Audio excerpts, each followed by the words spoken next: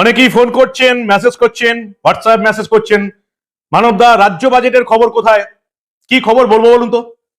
আজকে রাজ্য বাজেট পেশ হলো।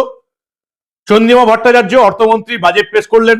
আপনারা ভালো করেই জানেন মমতা বন্দ্যোপাধ্যায় যা বলেন সেই অনুযায়ী চন্দ্রিমা ভট্টাচার্য বাজেট পেশ করেছেন। চারটে শব্দে আজকের বাজেটটা আমি আপনাদের এক কথায় বলে দিতে পারি, ভোটের আগে ভাতার বাজেট। ভোটের আগে ভাতার বাজেট ছাড়া আজকের বাজেটে আর কিছু নেই।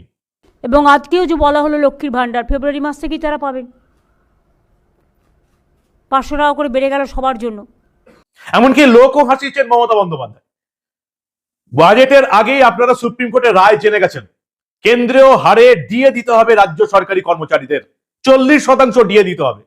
যেখানে 40% ডিএ দিতে হবে, যার 25% আগামী 31শে মার্চের মধ্যে মিটিয়ে দিতে হবে, বাকি পুরো ডিএ বকেয়া ডিএ 3 মাসের মধ্যে দিতে হবে, যার জন্য সুপ্রিম কোর্টের বিচারপতিদের নিয়ে অবসরপ্রাপ্ত বিচারপতি, হাইকোর্টের অবসরপ্রাপ্ত প্রধান বিচারপতিদের নিয়ে কমিটি গঠন করে দিয়েছে মমতা বন্দ্যোপাধ্যায় সরকারকে বিশ্বাস না করে।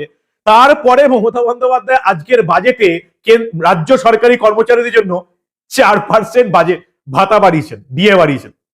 ছিল 40 বকেয়া, হলো 4 প্রসব।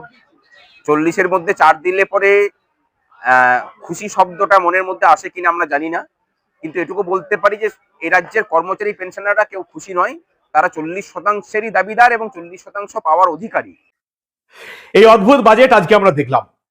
চাকরির কোনো লক্ষ্যমাত্রা নেই, যে প্রতিশ্রুতি আছে তাতে কেবলমাত্র লক্ষ্মী ভান্ডার ফেব্রুয়ারি মাসে কার্যকর করার কথা ছাড়া বাকি এই বাজেট কার্যত আমরা বলতে পারি এই বাজেট দিশাহীন এবং একটি মিথ্যা দলিল, যাতে এই রাজ্যকে অনেকটাই পিছিয়ে দেবে।